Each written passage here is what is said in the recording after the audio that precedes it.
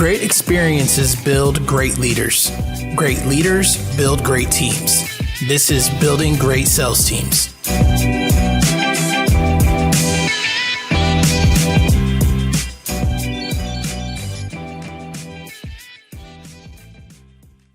Welcome back to the Building Great Sales Teams podcast. We are here and we are live, not really, but I don't know which camera to look at. It's kind of...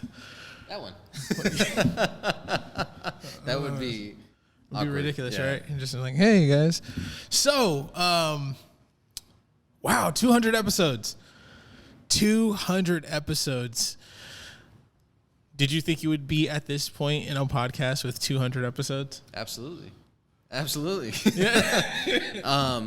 My ego will not let me stop. You know what I'm saying? That's fair. Like, I was talking to my wife about this the other day. She was like, if you did less podcasts, you'd have more time and you'd make more money, right? Like 3 episodes a week is because during that week we were shooting 5 episodes on a Tuesday. Yeah. So the way we set it up was we shoot every Tuesday so that like I can dial in on podcasts on one day and the rest of the week be open for like things that make money, Yeah. But yeah, absolutely. And I've thought about, not doing 3 a week and starting to do 1 a week. Like that might be easier, a little less wear and tear on the team and, free us up for some other stuff. But I don't know, the benefits of doing 3 a week, I feel like the content, the authority it creates, just when you scroll down on, you're going to see 200 plus. Yeah. You know what I mean? Like, we're not messing around. So I was on, because we just got onto this website. I'm not going to say the name of it because I'm still playing with it, see how it goes. Yeah. But as it asks for all the podcast appearances you've been on. So if you look on listener notes, that's a website that we're on. Okay. I put in Doug Mitchell, and there's a ton of Doug Mitchells in the world. I don't know if you know that, and they're all like super successful. It's common. Super successful. So like if you want a successful child, name them Douglas Mitchell. Like I don't know what it is, but there's like firefighters. Make their middle name Mitchell. Yeah, there's firefighter captains, there's police captains, there's movie producers. Like Douglas Mitchell is a very successful name. It's kind of like Ryan, but not quite there yet. I'm just saying. Ryan's just common.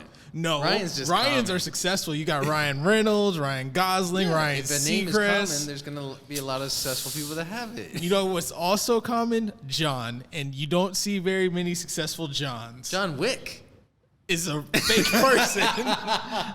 We're not going to get into this. Ryan is a better name. Just, it is what it is. But anyway, so we're on listener notes, and I was searching it, and it said, oh yeah, these are all the podcasts that Doug Mitchell is a part of. And then it's like flooded with Building Great Sales Teams, like just all down the list. And it's like, that is cool to see that we have that many episodes. I couldn't imagine when I first started doing podcasting to have a show that has 200 episodes. On that subject, like we need to update our podcast guest list because I only have like 12 on there, and I know I've been on maybe like 15 or 20. So there's quite a few. So we'll definitely update that. But super exciting stuff. Okay.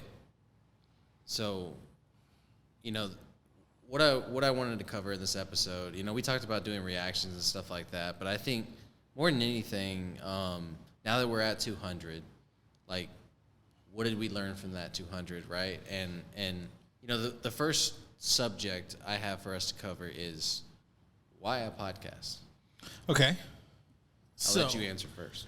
Okay, so like interestingly enough, I think personally, outside of like the core business stuff that we're going to talk about, I think having a podcast gives you a voice that is much needed in the world. Like I'm studying a lot about social media and its impact on people's thought processes, because I believe anytime you have any kind of service, business, whatever the case might be, you need to have a centralized social media presence.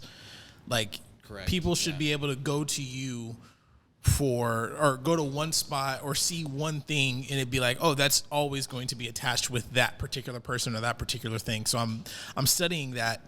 But what's really big is the impact that having that voice affects the people around you. Mm-hmm. Like, even if you are a small percentage, if your voice is loud enough, then you can affect change. Mm-hmm. I think a podcast helps make your voice louder than it could possibly be if you don't have one. Right. And that bleeds into having the authority, having this branding machine that when people see it, they know, hey, you know what you're talking about because they heard you talk about it. So it's like when I talked to Adam Lyon Smart CEO event that he has for his mastermind members. Putting a mic in front of you just makes you an authority. Like, I'm automatically smarter because I have this mic in front of me. Automatically. Because someone cares enough to record you. And granted, some of you guys listening are in the spaces that I'm in, so you see this all the time. So you're like, no, that doesn't mean anything. But you got to understand, the average Joe has never had a mic put in front of him. Mm-hmm. So the fact that you have a mic in front of you just changes everything. You know what I mean? Mm-hmm. So if you have a podcast without a mic, get a mic for that authority alone, right? And so the aesthetics of it is just beautiful. Yeah. Like, so there are times where you can get away with it, right? Yeah. But I wouldn't call that a podcast. I would call that a broadcast. Yeah. Mainly because you're trying to give this element of, I guess what I would say is, with the microphone in front of you, seeing the mic in the shot, it makes you a real person. Yeah. Because it's like, hey, they just got together and was like, hey, let's just talk on a microphone. Yeah. And it humanizes you more than what, the BBC or Fox or CNN does, because you don't see their microphone. Their microphone is a boom mic. It's hanging over them. So it's there, but it takes away that human element. Yeah. So to speak. I was just thinking now, and most of my virtual ones, I have the mic out of the screen. You do, yeah. I have the mic out of the screen, but I have the headphones on. You have the headphones on. So the headphones create authority too. Yeah. Well, the headphones mean you have a mic, you have a setup. Like, that's what the headphones mean, is I have a setup. Yeah. I got the panels. And you got the panels. The headphones and the panels. The backlighting. We're going to turn this into how your podcast could look good. I've seen way too many podcasts that look bad in the background. Yes. That warrants a whole episode Lord for itself. Help me when I have guests that just don't take that into account. Ooh. I'd rather have just have a white wall, you know what I mean, and a Apple AirPod in, you know what I'm saying, than some of these setups that I've seen. Like, yes, we had one we had one on a few days ago. Yeah, no, you can't time it. Well, they don't. Whenever you're going to listen to this, you can't really tell if it's a few days, like a week ago. Oh, or, yeah. Like, we had one on that it was a sight to see. I'll say that. All right, so the authority piece, right? Yeah, let's go back. Your zone of genius, right? That's obviously what you're going to talk about. 100%. But let's just say I didn't know anything about sales or building sales teams. Okay. And all I did, I was a host, a true host, non-biased, you know what I mean? And all I wanted to do is research building sales teams. It's like those podcast hosts that just want to research or want to interview successful people because they want to learn how to be successful. After 200 episodes, you're going to be an expert. Yep. Think about it. For sure. Like, you may not have the experience, right? But you will have the knowledge. Mm-hmm. And hopefully at some point you apply that knowledge in those 200 episodes, right? And so obviously that's not where I'm coming from. I'm coming from 13 years of experience in the field, and then on top of that, I've got 200 episodes where I'm either diving into knowledge or I'm learning from other experts. Mm-hmm. And just doing that alone, having the humility to say, hey, you're an expert. Come on my podcast. Drew B. Wilson, like, I'm not strong on the follow-up. I up until probably 18 months ago, I wasn't worried about the follow-up. I'm a door-to-door guy. I'm a closer. You know what I'm saying? I'm not worried about the follow-up. I close on the call, right? And so bring Drew B on, and he teaches us the follow-up. You know what I'm saying? We got guests on that teach all kind of stuff, and when you become a source, an authority, but also a source for knowledge You know what I'm saying? Like, as soon as you put an offer out, everybody's going to be on that thing. Right. You know what I'm saying? Because most of the times I've tried it myself. Yeah. Because I learned this, I've tried it myself, and I can champion it. Yeah. Like, you don't want to just have people on your show that I don't want to say don't agree with, because, like, yes, you should have people that you don't agree with. Yeah. But you shouldn't have people on your show to where you can't have a real conversation and have an open mind to what they're saying. Yeah. Because that's when it doesn't build that authority. You just look kind of crazy for doing that, and people want to be able to say, hey, you've tried this. This is how it worked for me. I didn't really like it, but this person tried it and it worked for them, so it might work for you as well. Yeah. Well, I mean, especially in the context of our show. Yeah. There's so many different products. There's so many different enterprises. There's so many different styles. And, you know, what works in solar may not work in software sales. Yeah, you know? software, yeah. What works in marketing may work in software as a service, you know? So there's... Like, you shouldn't be sending memes out to the CEOs trying to... Well, I don't know. Yeah, memes are pretty universal. Memes are universal. And then that's the premise. Please of forgive Drewby's me, whole meme book lord. Is that it's a form of communication. Any forms of communication are pretty universal. You know, yeah, I think you have a better shot at closing a CEO off a meme versus doing the traditional route and having to go through the gatekeepers and all that good stuff. So, I think but that's the point though. Like, I would have never doubled down on that if I had not had Drewby on the show talking about it twice. You know what I mean? Fair enough. So, okay, so we recognize that it builds the authority. You know, my podcast, and this is where your titling can help, it's called Building Great Sales Teams. Yes. I literally had a client that paid $25K for my 90-day package, right? And he got on a DM with me and was like, I want to build great sales teams. There you go. 100% beautiful. Pretty powerful. Yeah, that's it. That is powerful. That's what you want. Yeah, and that meant that it worked. I can literally link it to the podcast. Yeah, that's what it's called. 100%. You want to build great sales teams, you call Doug. I know I said it on a podcast prior, but like it's great and hilarious to see whenever like these entrepreneurs are like, hey, I need help in sales, and it's like we don't plug ourselves a lot. Mm-hmm. Like we're never the people who's like, oh yeah, you should hire me. It's never that. Yeah. And this is something that I've learned from producing the podcast. Right. It's like you're adding that value to them and to where they are seeking you out. Yeah. I've experienced that myself in a couple of my podcasting groups, which is crazy.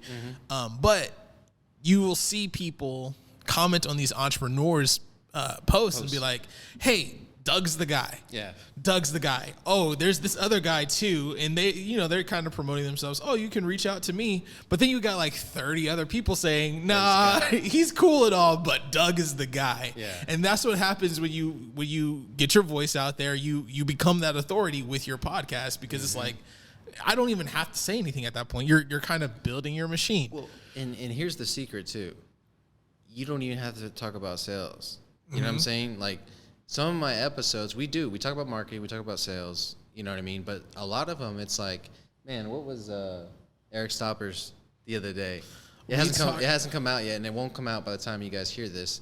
But listen for Eric Stopper, and we're talking about like universal energy. We're talking about religion. We're talking about everything. We're getting into Type 1 everything. civilizations. Like, it's that was an interesting an episode. eye-opening, right? It was a cool episode, and then you have. I think what has helped us is we haven't been married to the niche. Right. Like we have a niche, but we're not married to it to the point where I guess we're just kind of dating it. We're in a long-term relationship. I think we're in a long-term relationship at this point. we're in a long-term relationship with building sales teams. Yeah. But like they know that we have a piece on the side, which is mindset and all that good leadership, stuff. So it's self-development. 100%. It's a beautiful thing to see. But there's so many podcasts out there that are just mindset, leadership, and self-development. Yeah. And it's like, man, and then when I search like sales or when I go a little further and I search sales teams, there's like 10. You know how many mindset podcasts there are? Too you know how many many entrepreneur podcasts there are? Too many. Okay, so that's the first part, authority, right? The second part is easily my favorite, okay? And it's relationship building. 100%. Relationship building. Like, as soon as I like someone, you're coming on my podcast. You know what I mean? Like, you have a business, you're coming on my podcast. Because I want to promote you, you know what I mean? I want to market you. And that's what I love about what the podcast does, right? So if you want somebody to refer you business versus just straight up do business with you, that's where the podcast comes in, because you bring them on the podcast, they get to talk about what they love, their zone of genius, you know what I mean? And then here's the difference maker, right? A lot of podcasts I go on, they record, I don't even get the video, I don't get the audio. Yeah. There's no, they do a picture and a description about the podcast, they post it once. Mm-hmm.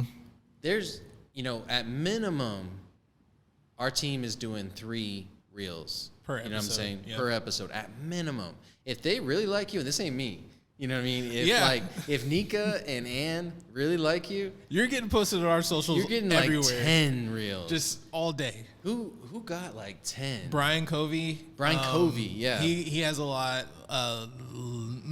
What is her name? She has that ranch. She's just doing a retreat at her ranch. Lisa. They love Lisa. Lisa. Those are great episodes. Yeah, they're great episodes. There are some really good episodes that we have that and our team, Nika and they're really great at picking those moments. So, and I need to get into that too on the promotion side, on the marketing side, but I don't want to skip ahead, right?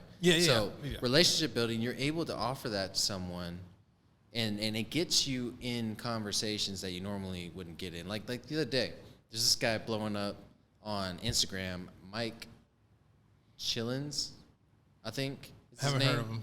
Mike Chill or something like that. I can't remember, but I reached out to him, and I told, and this starts relationships for you, right? I told him, hey, I love the message you're putting out. I love how you're talking about customer service. I love the way that you handled that customer in your last video.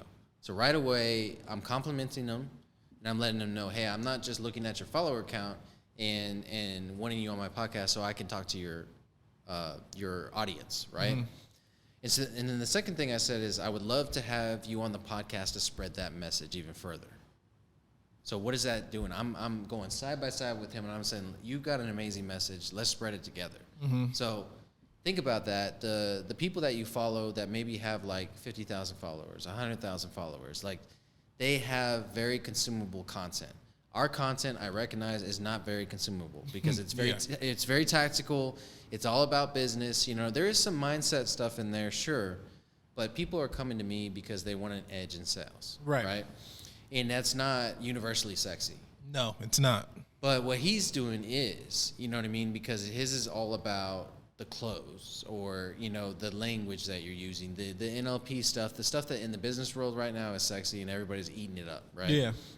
And so I definitely wanted to bring him on the podcast. We started that relationship, and he tested me. He was like, so what will we talk about? And I said, man, I'm here to promote you. You know what I'm saying? I'm here to promote you and to promote what you're doing. That's it. So it's a very casual podcast. I don't do agendas or anything like that. I have some talking points that I do, but that's it. Like, you come on, we'll chop it up. Whatever you want to talk about. It is a recorded conversation. That's all it is. That's all it is. So there's the relationship building piece of it. And then, the one that everybody wants to hear, yes, there's the prospecting piece. Yeah. So if you have a client you want to sign, and this is really for the higher ticket stuff, or like you want to sign businesses, right? You want to sign businesses like, Sales Rabbit was one of those. And so I already had a somewhat of a relationship with the CEO of Sales Rabbit. But it wasn't until I brought him on my podcast that opened up us having conversations about them using our services or becoming a referral partner, And so that's one of those situations which, like, when you put somebody on, then the law of reciprocity comes into place. And then also, like, as you're having those conversations, so, like, before the podcast starts, and then after the podcast, y'all start talking about your businesses, what happens? They start telling you their pain points. And if your business solves their pain points, well, why don't we jump on a discovery call and talk about that, you know? 100%. And that's happened several times, having prospects on the podcast. And then here's the one, if you are building sales teams, you know, obviously you can create referral partners to the podcast. That's the obvious one. You can get clients, sure. But that recruiting. Recruiting is one that I don't think anybody realizes that's going to happen naturally. So, like, even though I don't have sales teams anymore, it worked for me in that aspect too, because I do have eight experts in our Brickyard group. Yep. Because of this effect. 3 of them came to me through the podcast. Were like, hey, I like what you're doing. I want to be part of it. Okay, cool. Join my group. You know what I mean? If you can recruit mortgage professionals from there, you can recruit salespeople. I don't care. You can even sell your coaching services or whatever you got going on. I don't care. I want the value to be in the group. You know what I mean? Because people are paying to be in the group. And so as a sales leader or as a sales manager, if you have a podcast, what do you send the prospect that you're trying to recruit? An episode of your podcast. 100%. So it is a culture builder in your company. Yeah, and that's one that I didn't even write down.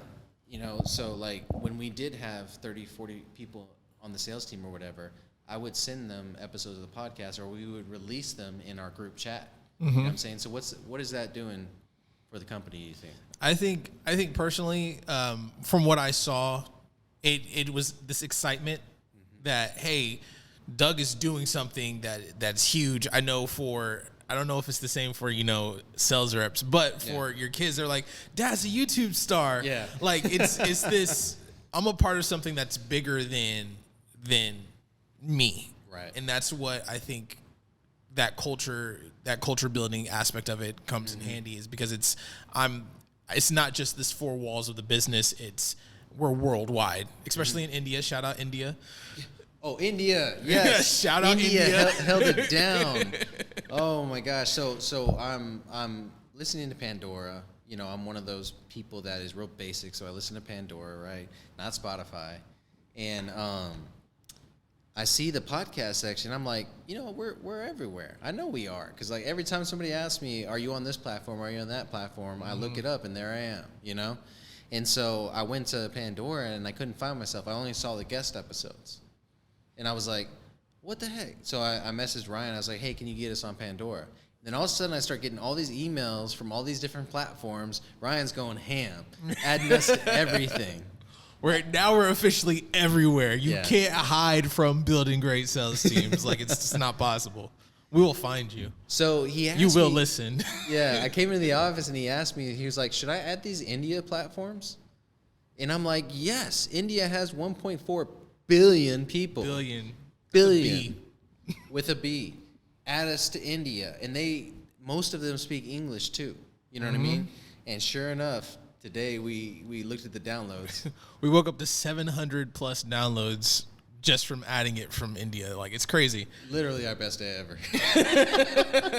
It's kind of ridiculous. We'll see how this goes. But I think for the culture piece, you're becoming a part of something that's greater than you. You're venturing out into the world, so to speak. And if you're doing door to door, you knock on a door and it's like, are you even legit? It's like, boom, look at that.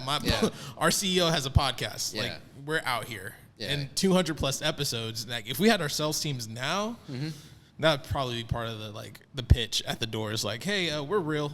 Yeah. We got a podcast. So that's another thing with recruiting is, you know, what's the first thing they're going to do when they go to research a company? If they're like, hey, I want to work for this company, but I don't know if they're legit, they're door to door, or they're commission only, whatever the case is. So they go and they Google you, or they Google your company, and what comes up? Your podcast. Your podcast. And so it creates that celebrity effect, you know, that we haven't really even talked about yet. It's not necessarily just authority. It's also that celebrity effect. Yep. And this happens with prospects, too. It warms up the prospects a little bit because, I want to build great sales teams. You know, it creates this little celebrity effect. And that's also why you should have a YouTube for your podcast. I know some people who watch our show don't agree with that, but you need to have a YouTube for your podcast. That's a joke. You can't fight that anymore. Like, yeah. First of all, we have a good video element to our podcast, especially when we do stuff like this, you know. But and as long as you have the video element, it is YouTubeable. You know, how many people YouTube music and don't ever look at the screen? Never. Like, I'm that guy. Yeah. I'm 100% that guy. Yeah, I've never done that, but I know, like, my wife does that. That's how she does her running and stuff. It's a YouTube channel, and it's a mix, a Taylor Swift mix or whatever she does. But that's real. So people do the same thing with podcasts. That is just. I'm gonna send them this clip. I'm gonna say that's just the worst advice ever, not to put your podcast on YouTube. That is the worst advice ever. Don't ever listen to that. You need it in as many places as you can get it. Yeah, like why would you not? It's not going to hurt. Right. You know what I'm saying? 100%. If you have a black screen, yeah, maybe it'll hurt a little bit. You know, you need a video element in order to do this. I mean, it depends on what you're talking about. Because if we go politics, like I can market a black screen. I can market a black screen podcast. Oh, you're gonna get me in trouble, Ryan. No, it's okay. It's okay. Okay. Oh, my bad. Yeah, you're right. I said it. You didn't say it. Okay, cool. All right. Okay, so executing the podcast. Okay. All right. We started out on Zoom. Yes. You know, which was cool. You know, the benefit of starting out on Zoom is your podcast is simple. You're not going to have anything going on that is distracting. It's going to be you and your guest. You know what I mean? And then you can use things like Fathom.video. And Fathom will transcribe your entire Zoom call. So this is for Zoom users in general. Download Fathom.video. It's an amazing platform. But when we talk about like a solo podcaster, okay? A solo podcaster can take what is recorded on Fathom.video and highlight certain sections and create clips from that, which is essential whenever you're editing. 100%. You know? And so when we talk about a solo podcaster, use Zoom paired with Fathom.video, and that's going to help you out a lot. And then obviously when you upgrade to the BGST level, you know what I'm saying?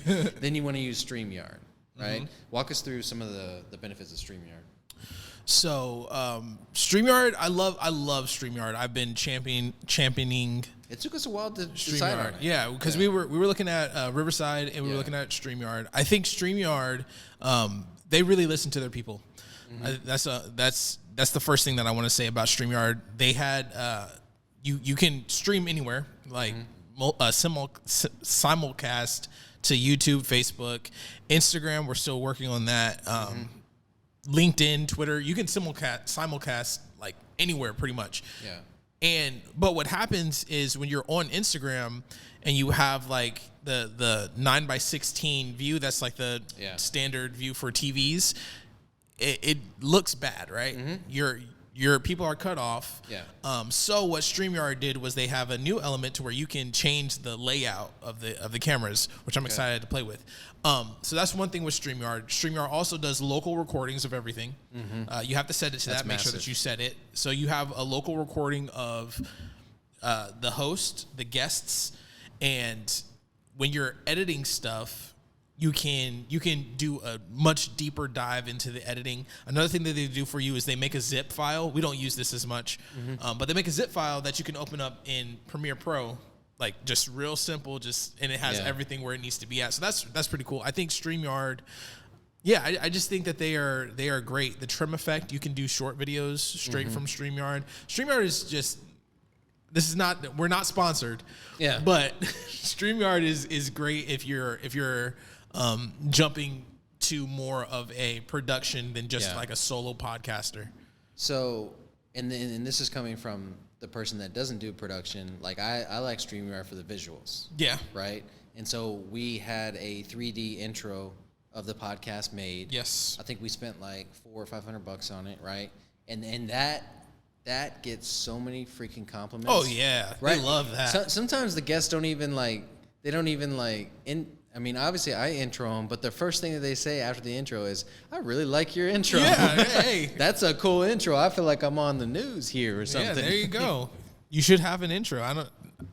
So I had a podcast in 2017. I don't think we ever talked about this. Yeah, we did. We did. Okay, yeah. So I didn't talk about it on the show. So I had a podcast, me and my friend Dallin, and it was the Weird Kids podcast. That's what it was called, the Weird Kids podcast. And we, both me and Dallin at the time, we were producers, so we didn't really have an intro. We just played one of our beats in the beginning of our show. And I'm like, looking back, I was like, how much bigger would that show have been? We only ended at 22 episodes. We had 22 episodes.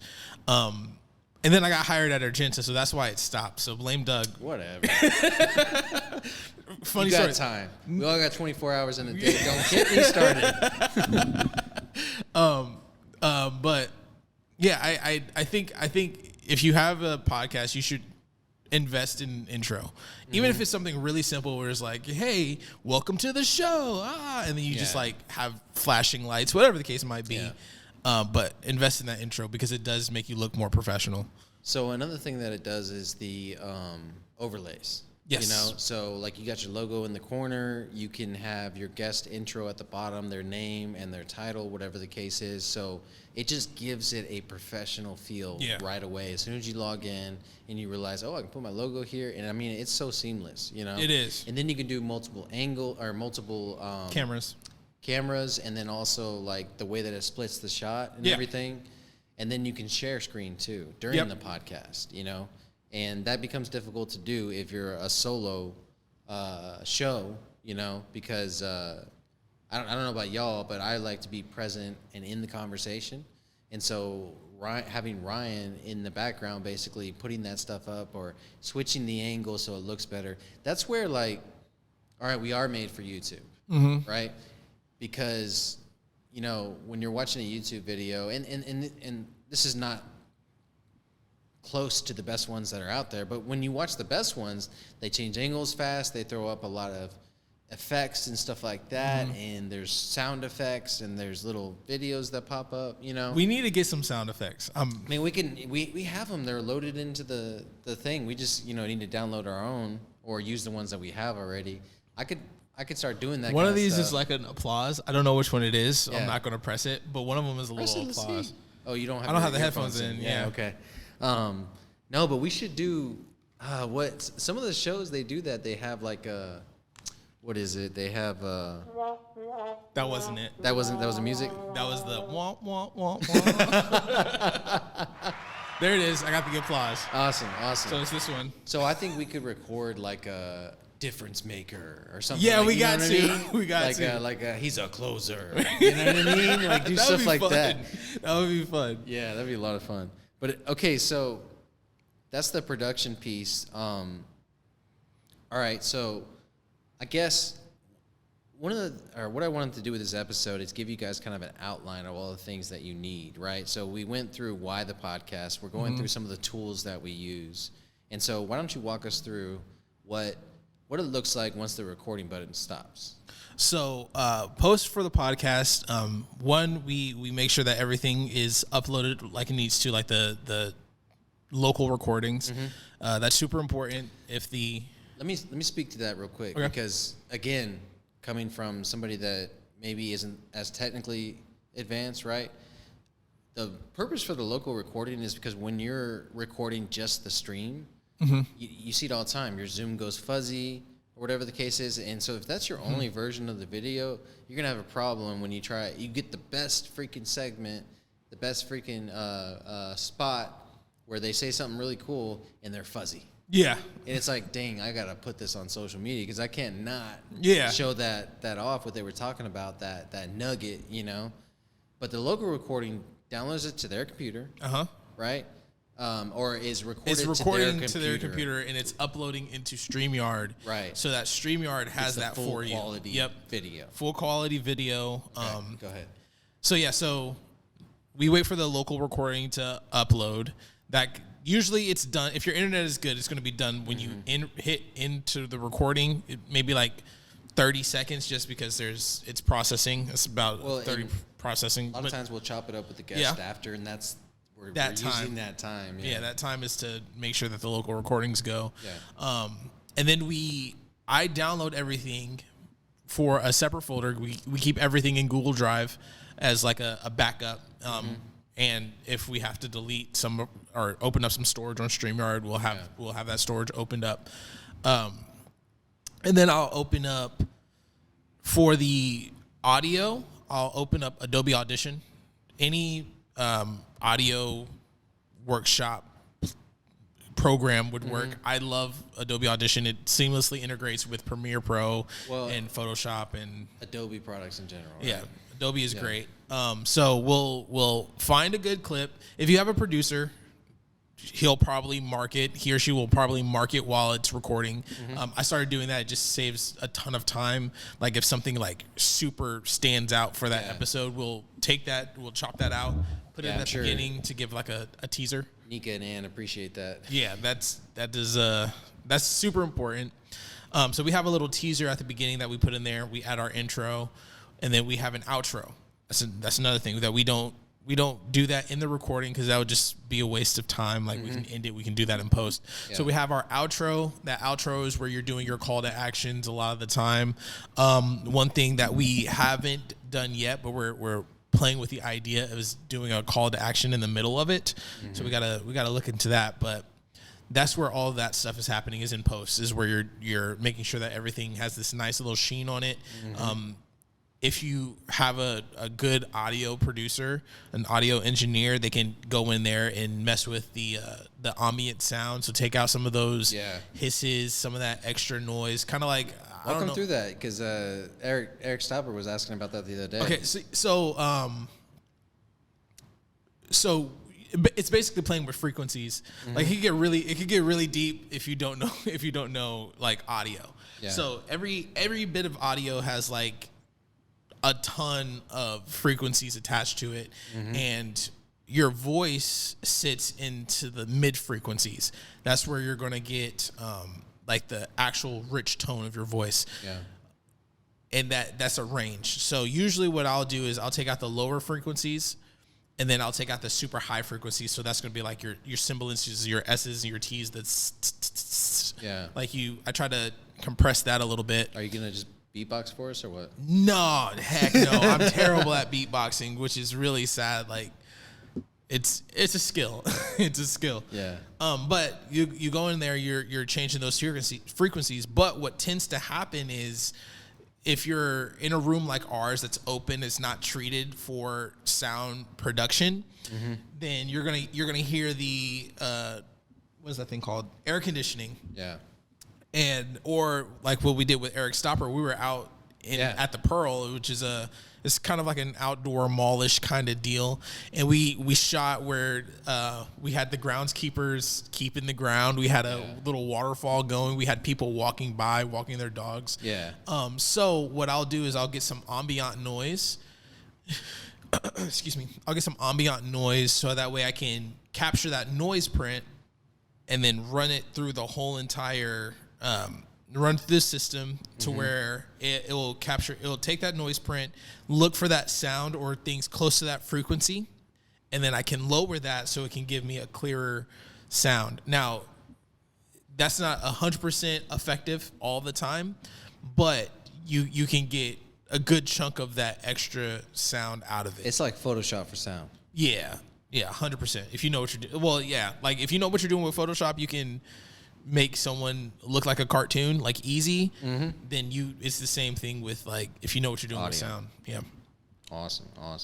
And so these are all things that you do in post production, and then after that you're uploading to Google Drive, and then Simplecast. And Simplecast, scheduling it, and we're ready to go. YouTube is a little bit more time consuming. That's when I'll throw it in Premiere Pro. Yeah. Premiere Pro has its own auto transcriber, which is super cool. I love that. It's about 95 to 98% accurate. Yeah.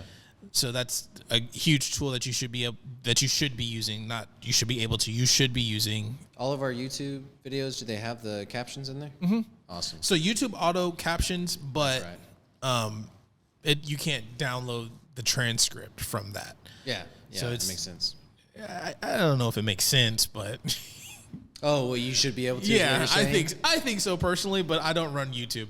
They should just charge $1 for it. That would be $200 out of us already. Yeah, that would be interesting. So YouTube has an auto caption feature, but you do want your transcriptions for your team that's editing it. They can use that and find different spots a lot easier. So Premiere Pro, add the intro, the outro, and then I created an outro card. If you can, you should make an outro video as well. So we need to probably look into doing that.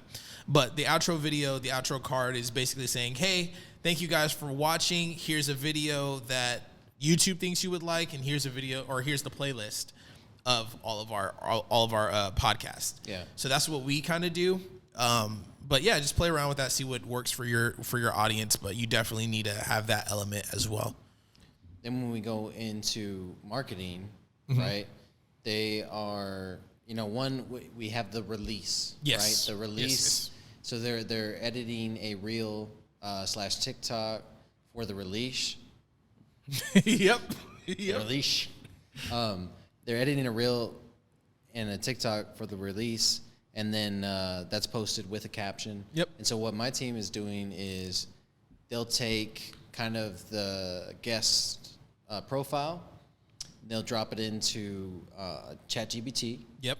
And then maybe add in some flavor and stuff, and then that's how they come up with their caption for that. And what I like about it is it's at the point now where, all right, I'm not writing this caption, but at the same time, it does create that team effect. You know what I mean? Where it's like, oh, I know Doug's got a team.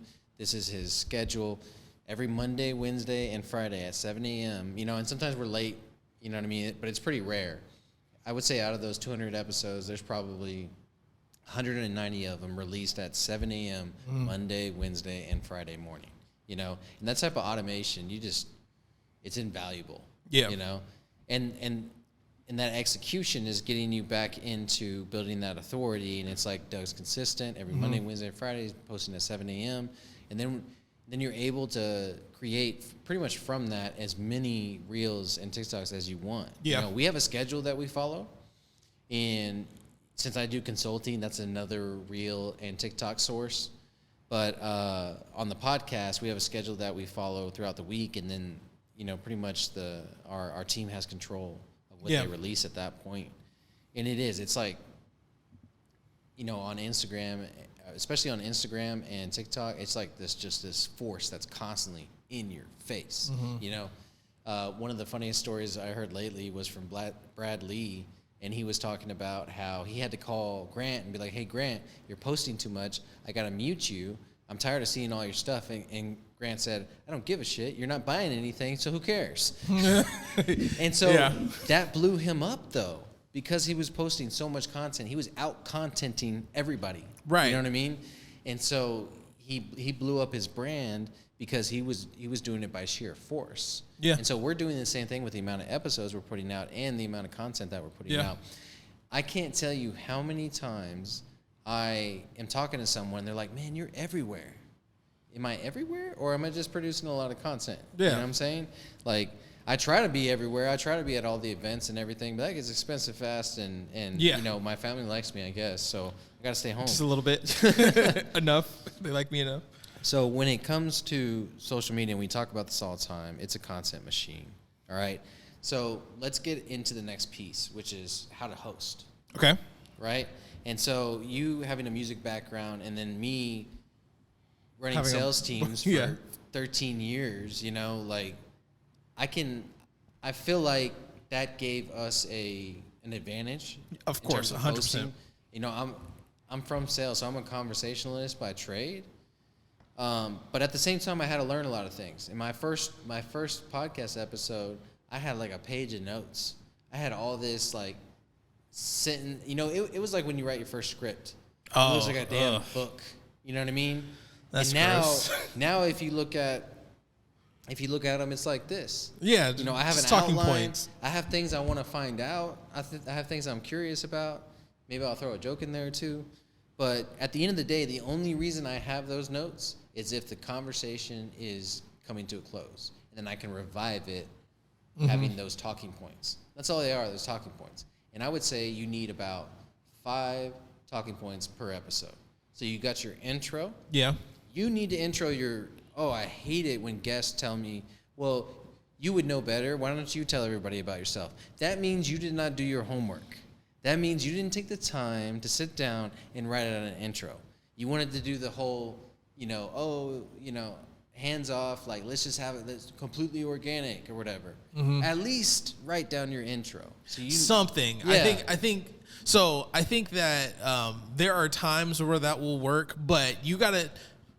If I'm introducing you to one of my friends, I need to be able to say something about them. Yes. That and it's gives you a reason to care about who they are. It's not just titles. One of the questions. Okay, so here's where the web form comes into place. Yes. If you have a podcast and you do not have a Calendly event or a Go High Level event, calendar event that you can link and send to them, what are you doing? 100%. What are you doing? Because that's where you can create that context for your listener. So in that form, you have to answer these questions. They're required, or you can't schedule with me. And one of the questions is, what are your holdings, right? Or what is it? What are your positions and holdings? Okay, because some people, it's just I have this investment company, you know what I mean, or I have this hedge fund or whatever. That's a holding, right? And then other people, it's like I have this position in the company, you know what I mean. And most people I interview, it's CEO, president, owner, you know what I mean, whatever they want to call themselves. That also tells me, okay, how do you identify? Because I don't want to call you CEO when you know damn well CEO is only for legit businesses or medium and large businesses, right? Yeah. Sometimes there's just not a better description though. But anyways, so I want your titles that you want out there. You're right. You know what I mean? And then secondary, I asked, what milestones have you achieved so our listeners have some context into who you are? This is key. Because if all you do is introduce them as the owner of XYZ Roofing, that doesn't matter. That does not give me. I don't care that you're an owner. I'm an owner. Yeah, exactly. But that doesn't give you credibility for me to listen to what you're saying. Now, if you say I'm owner of XYZ, or if you say, hey, John over here is owner of XYZ Roofing, and he's done $5 million in sales in the last 6 months, ears perk up. I'm listening. Okay, because I have a home service company and I want to do $5 million in sales.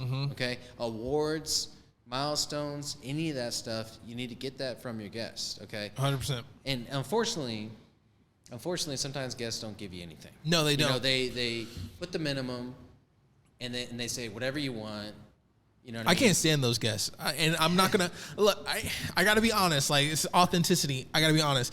The guests who don't give us anything, you guys are the worst. Yeah. Because it's the guests who don't give us anything that also have their Facebooks private, they have their Instagrams private, they don't have they barely posting anything on LinkedIn. Like, you cannot get a feel for what you're like. That's what I look at. What value they're bringing. Yeah. I look at I need a feel of who I'm bringing on to this show, or how I can do all this back end stuff. Like, my man who does the Crocs, his name escapes me. Keith Goss. It wasn't Keith Goss. It was the water sports guy. Oh, well, yeah. I mean, he bought his Crocs from Keith Goss. Yeah. So, my man, we found out he's what? Kevin? From Detroit? Kevin. He's from Detroit. He raps. He has like his fire Crocs. Like, that was a great episode. And you can see his personality. Kevin O'Neill. Yeah. And you see his personality and how he answers those questions. Like, it's important for us to be able to, you know, especially if you're bringing people on your podcast that you don't know. Like, we're interviewing. Which you should. Geez, get 100%. out of your freaking mastermind group. I'm tired of seeing Apex people as guests on podcasts. I'm sorry. Like, get some people outside of that group. Don't get me wrong. I bring them in all the time. I probably have at least 1 to 2 Apex guests a week. But I also bring in all these other people because once you get up to a certain amount of downloads, all of a sudden the pod matching services start coming. But I'm getting ahead of myself. Go ahead. So yeah, I like to see their personalities, and I agree.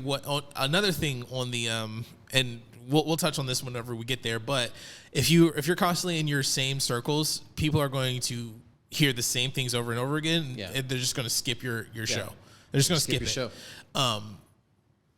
Man, where was I? Oh, we were talking about guest introductions. Yeah. So, yeah, I think it's super important you have that.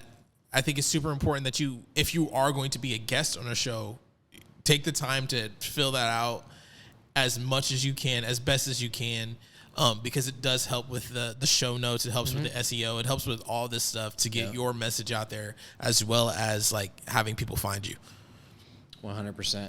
And so one of the things that I do, And sometimes I have to do this 10 minutes before the show starts because I didn't prep enough, you know. But I'm seasoned enough at this point that like I could have no prep and pull off a whole show. Because I'm like, as they're responding, I'm checking out Facebook, looking at their recent posts. But that's a hack, right? So I love a structured podcast. You know, you intro them, you welcome them to the show. Maybe y'all do a little rapport for a second, and then you go into their story, right? But if you want to mix that up, which I like to do sometimes, because that structure gets old, you know? If you want to mix things up, what you can do is before the podcast, you go to their social media and you scroll through their last couple of posts. And guests are always like, what? You check my stuff out? You know what I mean? Like they're always like a little, not sideways, but like a little surprise. And I get the best freaking responses when I go through their social media. I look at the last few posts and I see, oh, their daughter just had a quinceañera, right? We're on the show to talk about their B2B software business, right? But I bust out with their daughter's quinceañera, and they're like, boom, they're alive. They're talking about their daughter. They're excited. What I'm saying? So if you can bring in a personal element right in the beginning and get them loosened up and get them talking, that is a host hack that has worked out beautifully for me. I agree with that 100%. I think you warming with form. Yeah.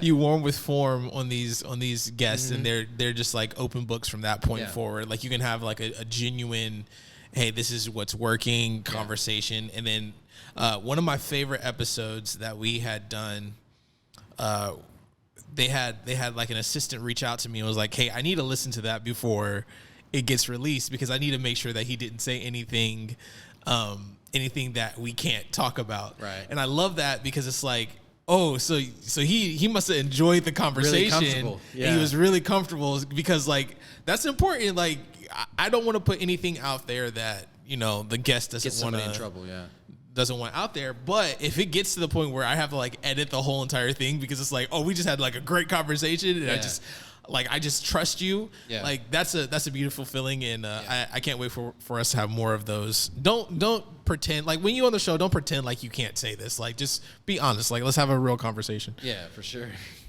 All right. So back to how to host, right? So that's the traditional setup. You know what I mean? Is intro the guest, welcome them to the show. Get into their backstory a little bit, and always try to break the ice before you do that. But get into their backstory a little bit. And so one of the things that I kind of adjust compared to most hosts is they'll say, well, tell us your story. Versus I'll go in and I'll say, start from this point.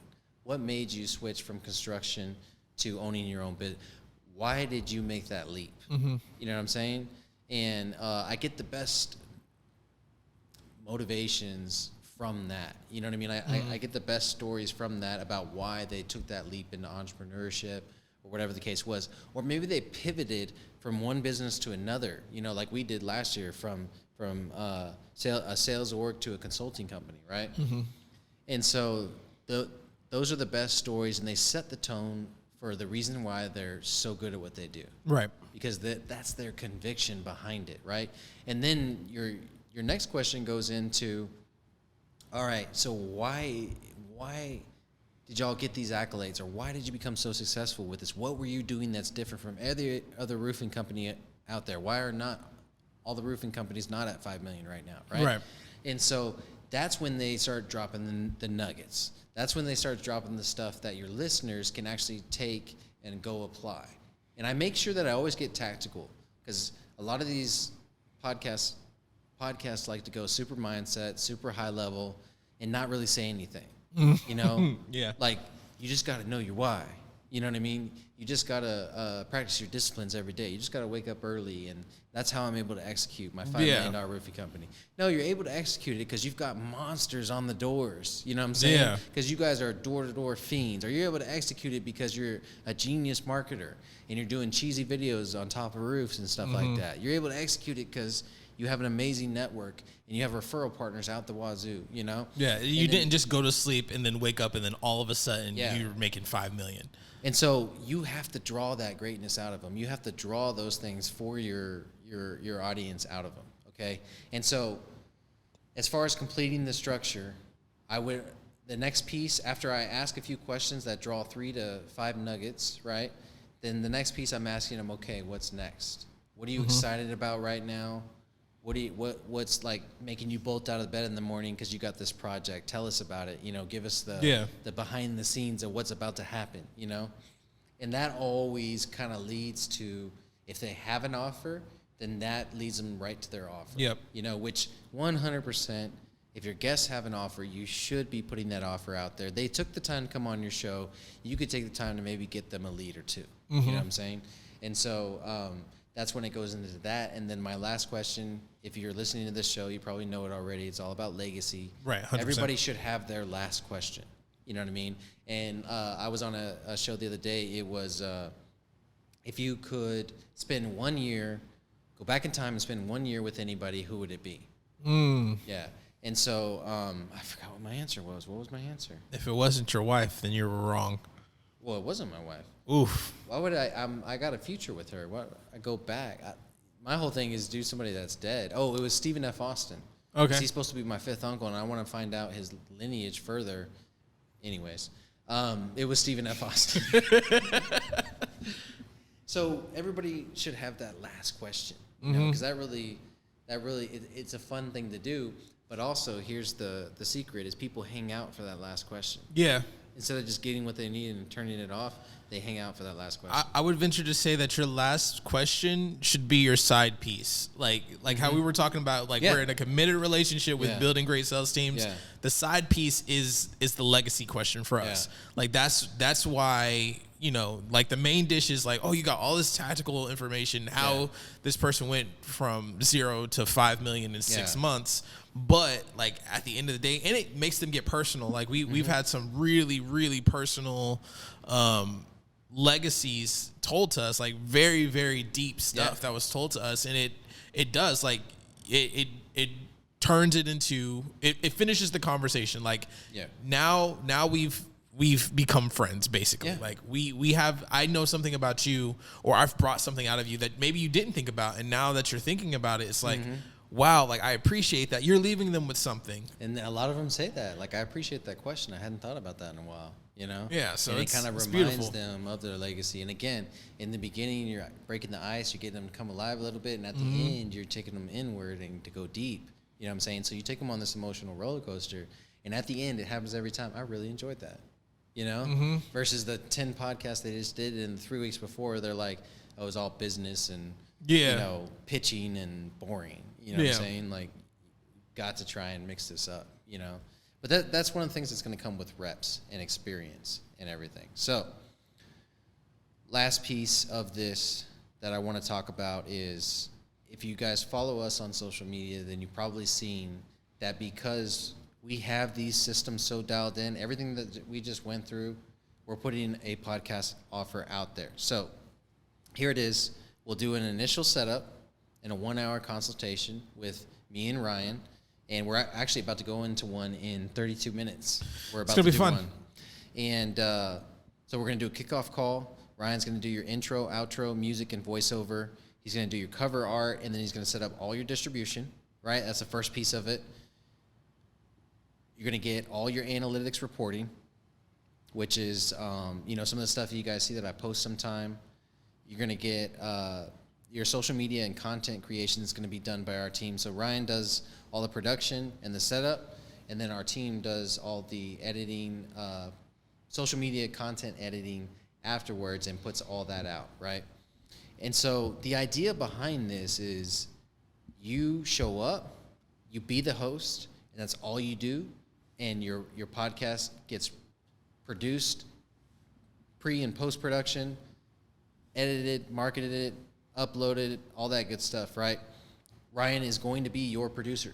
You're going to get a Ryan for at least one episode for a week. fraction of the price. Yeah. Look, we expensive. Ryans are expensive. I told you, we're top name right now.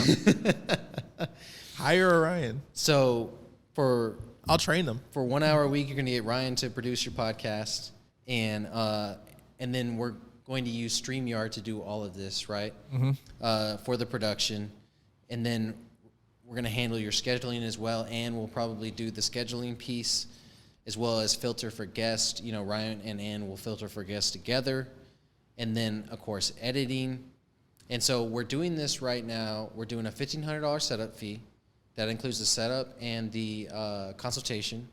And then we're pricing this at $1,000 a month. And everything that I'm being told right now is that's way too low. Like, you need to charge more. You know, you're basically bottoming out the industry or whatever. And it's like, one, I'm not that big. Calm down. You know what I'm saying? Yeah, like, relax. Relax. But I'm only doing this for our first 5 that we set up. You know what I'm saying? And the reason is I want to make sure that we're over-delivering. I want to work out any bugs in those first 5. I want to make sure that my team can handle the capacity. And if they can't, then we're gonna hire and train more people to do that. So we have a team of 4 right now. Mm-hmm. So we feel like we could handle up to 5 more. And then if I have to, I'll back off of some of my stuff to make room for this other stuff, right? And so we're pretty excited about this. We love what we do. I will say out of every piece of marketing that I have, the podcast is what I'm most passionate about. And that's why I want to do this. I want to be in the podcasting business because I'm genuinely enjoying this. And that's the pitch, guys. That's the pitch is all I do is sit down and record. You know what I'm saying? All I do is jump on this, click the link, and be the host. Mm-hmm. Ryan and the team handle everything else. And that to me is easily worth thousands a month. You know what I mean? Listen, like I said, fraction of the price. Ryan's are expensive. We get stuff done. Ann's and Nika's are probably more so. Yeah. And you are getting something that's great that'll take you to the next level for what people are spending tens of thousands for, honestly. Yeah. A year. I love it. And yeah, I did. I priced it all out, and I still priced it fractionally. Mm-hmm. But you would spend $60K a year to get the same level of service if you had to hire these people individually and you only paid them for those hours that they were producing this podcast, right? Yep. One, it's hard to find people part-time. People want full-time jobs, you know what I'm saying? But I priced it down to the actual hours that they're spending on yours, and it's $60K a year. The only reason we can do that is because they already have salaries with the company, you know what I'm saying? And this is something that you guys can take full advantage of. And here's the beautiful thing. If you're not there yet, we just walked you through the whole thing. Do it yourself. Yeah, you know do it yourself. Yeah, you can. And this was free. Yeah, we walked you through the whole thing. So that was an hour of consulting right there, right? Yeah, 100%. Gotta love it. All right, guys, that is our 200th episode. I appreciate you guys for tuning in and hanging out with us. And if you lasted this long, then that means that you're basically a podcast expert now. Yeah, you're basically a podcast expert. If you go into wherever you consume podcasts and you write, and I'm gonna get in trouble because I did not run this by Doug, right? If you write in the comments, you've made it this far, you write in the comments wherever you consume podcasts, or you DM me, my DMs are open on Instagram. My Instagram will be in the description. Hey, I wasted my time with you, Ryan, so give me a discount. I will personally work on your podcast for the first month for free. I'll do it personally. But you gotta do that. Understand it. So like I will what we just promised there, I will do that for free for the first month. Damn. But you have to go all the way through this. I will do it personally for free for the first month. Damn. But just for the first month. So I don't know. We'll see. We'll see what happens. Absolutely. We'll see what happens with that. All right, guys. I appreciate you being with us for 200 episodes now. Thank you for listening in. Obviously, if all you do is like and share and write reviews, you're our heroes right now. Yes, for sure. You're the difference makers, you know. And so obviously the outro is going to have that in there, but I want to implore you guys to continue to do that, especially on this 200 episode. This is a big one. Appreciate you guys. All right.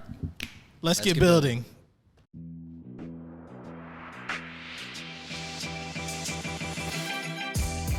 Thank you for tuning into this episode of Building Great Sales Teams. We appreciate it. Be sure to execute on everything that you just heard, and let's get building. Before we sign off, we'd like to invite you to join our Brickyard community. Head on over to jointhebrickyard.com